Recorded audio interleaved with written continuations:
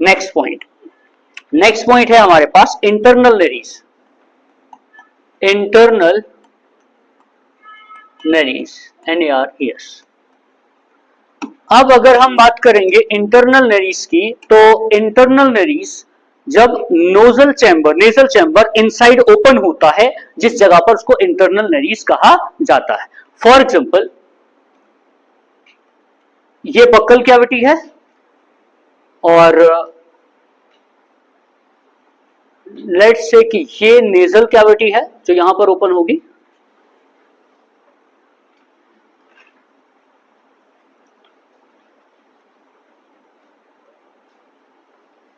अब अगर हम इस रीजन को देखें, ये वाला जो रीजन यहां पर है, अब फॉर एग्जांपल यहां पर इधर ओपन होता है ये इंटरनल नरीज, यहां पर है इंटरनल नरीज। अब जरा इधर ध्यान देना, 3-4 नाम है जो आपको यहां पर समझने हैं।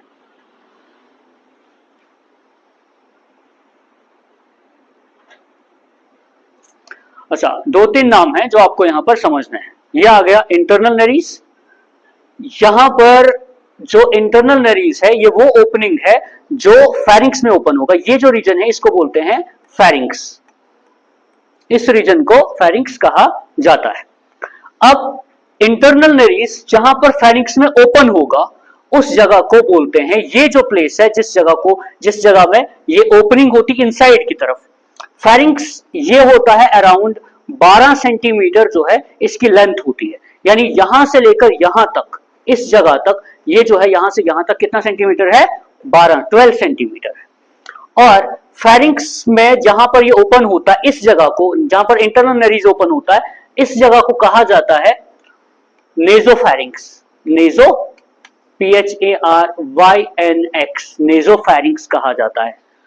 The place where the internal nares open into the pharynx, ठीक, इस जगह को कहा जाता है नेजोफेरिंक्स। ये बकल कैविटी है, माउथ है। अब माउथ जहां पर ओपन होता है, इधर ये ओपन होता है इस जगह पे, इस जगह को कहा जाता है ओरोफेरिंक्स। ओरो PHARYNX। फेरिंक्स में जहां पर देखो अंदर एक कॉमन जगह है, इधर ध्यान देना, जैसे ये कॉमन जगह है, इस कॉमन जगह को क्या बोलेंगे? फेरिंक्स। ठीक, ये हो गया फेरिंक्स। जैसे मिसाल के तौर पर यहां पर नोज ओपन होती है, नोज जिस जगह पर ओपन होगी उस जगह को क्या बोलेंगे?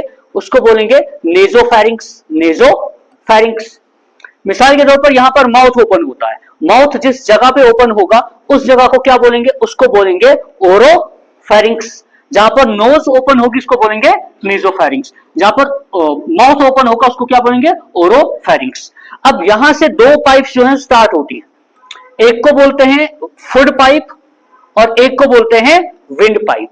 यही है ना, एक आ गई फुड पाइप, एक आ गया विंड पाइप। अब सुनो, फुड पाइप और विंड पाइप का जो रीजन होता है, यानी यहां से लेकर यहां तक जो ये पूरा रीजन होता है, इस पूरे रीजन को LARYNGO लैरिंगोफेरिंक्स कहा जाता है। क्या कहा जाता है? लैरिंगोफेरिंक्स। ये जो पूरा रीजन होता है फुड पाइप और विंड पाइप का जो के साइड पर जो रीजन होता है फेरिंक्स का, इसको लैरिंगोफेरिंक्स कहा जाता है। और अगर हम इसकी बात करेंगे कि इसका जो ये है लेंथ है फेरिंक्स का, यहां से लेकर यहां तक, अगर आप लेंथ देखोगे ये है 12 सेंटीमीटर, 12 सेंटीमीटर। जहां पर नेस्ट्रल ये जो नेजोफेरिंक्स ओपन होगा, इंटरनल नरीज, उसको बोलेंगे नेजोफेरिंक्स। माउथ ओपन होगा ओरोफेरिंक्स, और जहां पर फुड पाइप और विंड पाइप ओपन होगा उसको बोलेंगे लैरिंगोफेरिंक्स। ठीक, अब इसमें फेरिंक्स हमने समझ लिया। फेरिंक्स के बाद फेरिंक्स एक रीजन होता है, नोज भी उसी में ओपन होगा, फुड जहां से माउथ से आएगा वो भी वहीं ओपन होगा, और नीचे दो ओपनिंग होगी, एक फुड पाइप और एक विंड पाइप, दो ओपनिंग्स उसमें प्रेजेंट होंगी। अब आपने समझना है कि इसके बाद यहां पर इस रीजन में प्रेजेंट होता है एक स्ट्रक्चर, यहां पर उस स्ट्रक्चर को कहा जाता है लैरिंक्स। LARYNX। इसी लैरिंक्स को एडम्स एप्पल भी कहा जाता है, एडम्स एप्पल भी कहा जाता है, या इसी चीज को हम जो है वो एडम्स एप्पल के अलावा इसको हम वॉइस बॉक्स भी कहते हैं, वॉइस बॉक्स भी कहते हैं। ये जो लैरिंक्स होता है ये एक मस्कुलर स्ट्रक्चर होता है, और ये जो मस्कुलर स्ट्रक्चर होता है इसके बिल्कुल ऊपर, फॉर एग्जांपल ये है लैरिंक्स, ठीक, एक वॉइस बॉक्स है, इसके यहां पर ऊपर जो है ये जो प्लेस होता है इस प्लेस को ग्लॉटिस कहा जाता है, GLOTTIS, ग्लॉटिस कहा जाता है। जैसे ये है ना यहां पर, तो इस रीजन को, जो यहां पर रीजन है, इसको क्या बोलेंगे, ग्लॉटिस। इस ग्लॉटिस में एक मस्कुलर फ्लैप होता है, मस्कुलर स्ट्रक्चर होता है, उसको कहा जाता है एपिग्लॉटिस, एपिग्लॉटिस। ये आ गया लैरिंक्स, इसको बोलेंगे लैरिंक्स। लैरिंक्स के ऊपर जो रीजन होता है ये वाला रीजन, इसको बोलेंगे ग्लॉटिस, और इसके ऊपर जो एक मस्कुलर स्ट्रक्चर होता है उसको क्या बोलेंगे, एपिग्लॉटिस। एपिग्लॉटिस का काम क्या होता है, देखो, जब आप खाना खाओगे, सुनना समझना, जब आप खाना खाओगे वो फूड पाइप के थ्रू इधर आएगा, है ना। अब ये जो है यहां पर, इस जगह पर ये बंद हो जाएगा, तब किसके थ्रू बंद हो जाएगा, एपिग्लॉटिस। ये मस्कुलर फ्लैप है, जो ही आपने खाना खाना है ये बंद हो गया, अब खाना जो है फूड पाइप के थ्रू जाएगा। अब खाना आपने खा लिया, स्वलो कर लिया, फिर ये हट जाएगा, ऑक्सीजन अंदर जाएगा, कार्बन डाइऑक्साइड बाहर आएगा। तो इसके थ्रू जो है ऑक्सीजन इधर जाता है, कार्बन डाइऑक्साइड बाहर जाता है। लेकिन जब आप कुछ खा रहे होते हो, स्वलो कर रहे होते हो, उस टाइम पर एपिग्लॉटिस बंद हो जाता है, ठीक है। अब एपिग्लॉटिस के बाद जो नेक्स्ट